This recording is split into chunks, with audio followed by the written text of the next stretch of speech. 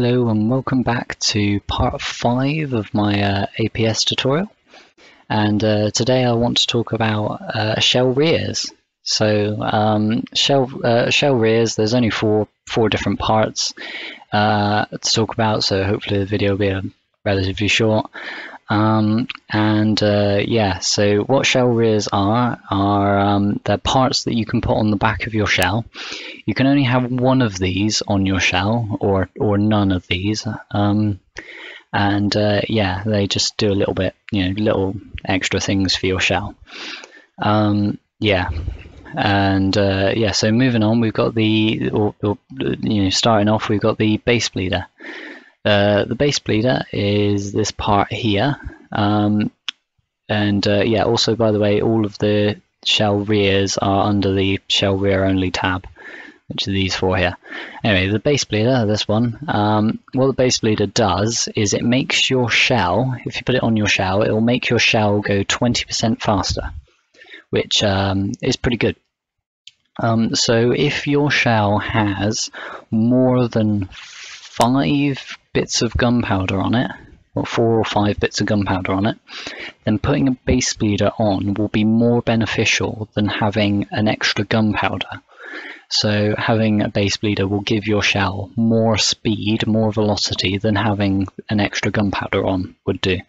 Also, having a base bleeder does not contribute to the cooldown, whilst if you had an extra gunpowder instead, the cooldown time for that shell would be longer. So the base bleeder is really beneficial. There is a slight downside to the base bleeder, and that is that the detection range of the shell. So if the enemy has munition warners, the munition warners can detect the shell from slightly further away. Which could be sort of seen as, it is obviously a slight downside, but the upside kind of counters the downside.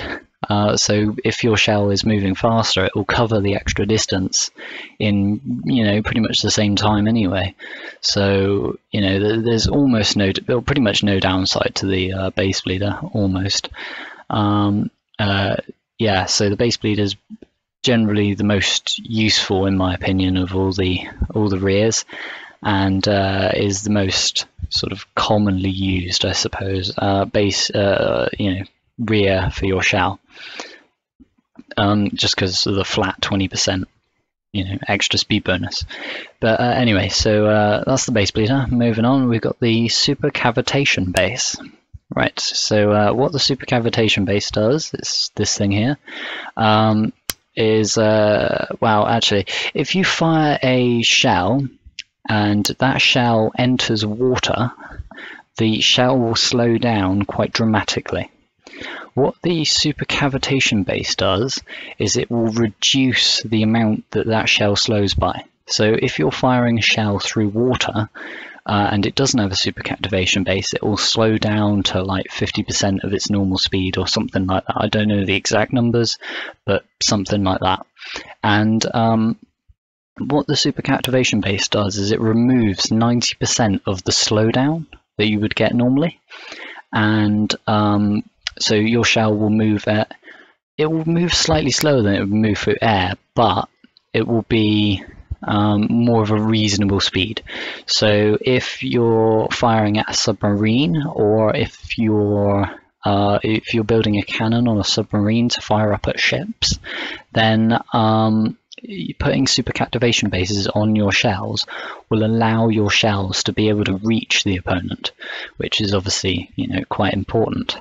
So also the supercavitation bases have another upside to them, in that they will prevent your shell from bouncing off of water. So if you're firing a shell at an opponent and the shell hits the water just before it hits the opponent, and it hits the water at an angle less than 15 degrees, the shell has a chance of bouncing.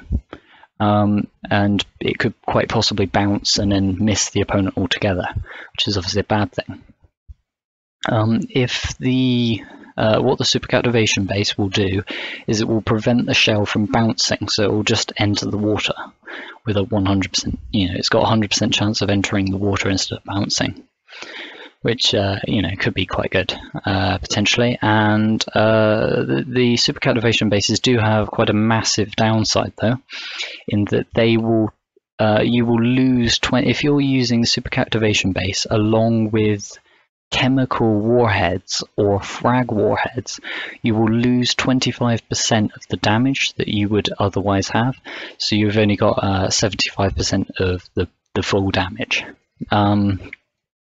which isn't the end of the world, but that would mean so with your high explosive, if you find a high explosive or something, you're only going to do a portion of the damage that you would do otherwise. So the way you can get around that disadvantage is to not use chemical or frag shells, and if you instead used a kinetic shell, you wouldn't lose 75% of the damage. However, you'll be aware with kinetic shells that because the shell will be moving slower through water, you're going to lose some of the I think you lose armor pierce. I think armor pierce is affected by speed, if I remember correctly. I wouldn't take my word on that one, but yeah, you essentially, because your kinetic shell will be moving slower through water, more slow than it would be moving through air. When it impacts the opponent, it's going to be doing less damage. How much less damage, I'm not too sure, but there you go. Moving on, we got the Visible Tracer. So Visible Tracer, what it does is, it's this thing here. What it does is pretty much what you'd expect. It will create a line behind the shell, and it will create like a brightly coloured line behind the shell that's quite visible. And you can set the colour of the line, so you can set it to like bright green or something.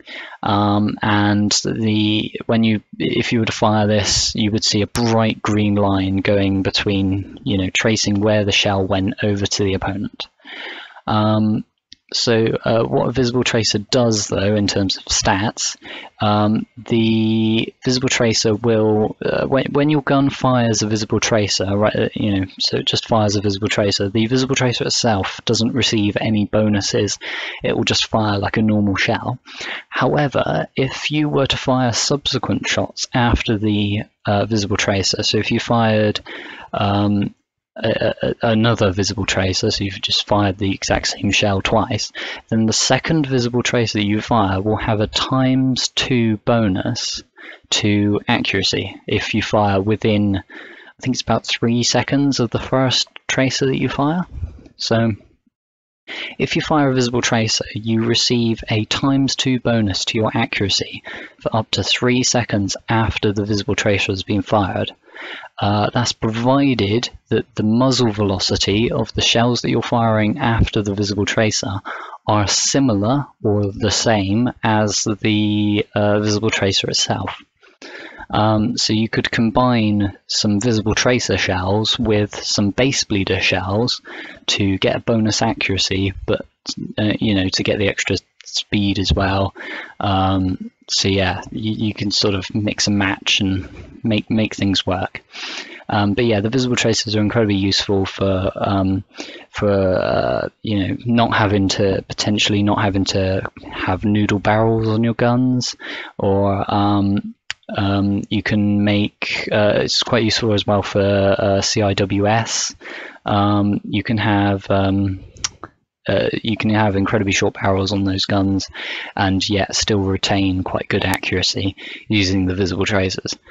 Anyway, so that's Visible Tracers, and moving on to the Grav Rams. Now, Grav Rams, the final one. The Grav Rams I've mentioned in the previous episode, and Grav Rams are incredibly cheesy, to be frank. And yeah, so what Grav Rams do is, if you have one of these on your shell, what it will do is it will turn the kinetic damage of your shell, the stat here, it will turn that into force when it hits an opponent.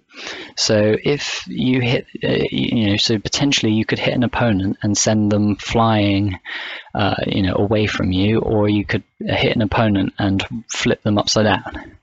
Hopefully you don't need me to tell you why that's incredibly cheesy.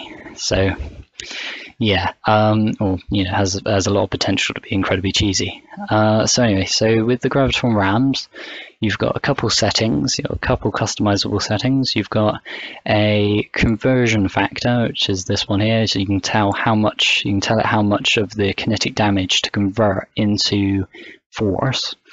And then you've got extra torque, and what this does is it will tell you can say how much of that force should be converted into torque instead, and torque will will roll the opponent, and force will push the opponent away. So if you set this to 1, you will roll the opponent, as opposed to setting it to 0 and you will push the opponent away.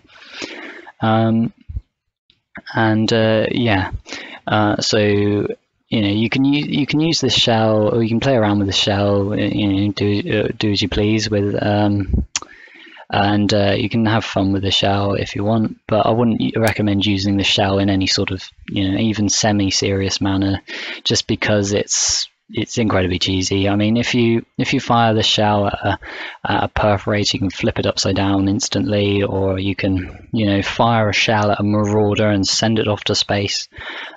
You can do all that, and I mean that can be quite fun, but I wouldn't recommend using this in any serious manner. Also, Gravrams have an incredibly, what I assume is buggy interaction with fuses. So if you have an inertial fuse on a Gravram shell and your shell bounces off an enemy shield, the shell will still impart the force, or use whatever force or torque on the opponent. So even though you didn't actually hit the opponent, that's incredible. That makes it even more cheesy. And with the same is also true with the proximity fuses. If you use the proximity fuses, you can set them, I think, to a max range of, I think it's 100 meters, or was it 50 meters, something like that. And if the proximity fuse gets set off, it will still flip the opponent off, throw them into space, potentially. So that could be incredibly cheesy. I wouldn't recommend using them for any serious manner, but they exist. You can play around with them, have fun with them. So that's all the shell backs. That's all the shell rears. In the next episode, I want to talk about all of the miscellaneous parts, because there's a whole bunch of miscellaneous parts, miscellaneous shell parts that don't really fit into any other category. So I need to talk about those, and after I've talked about those, that should hopefully be all of the shell parts eventually. So I've got through all of the shell parts then, and we can then hopefully get on to putting these shell parts together to create an actual usable shell, which will be we can put in our APS cannon and hopefully be able to beat the bad guys or whatever. Anyway, so thanks for watching, thanks for sticking with it, and cheerio.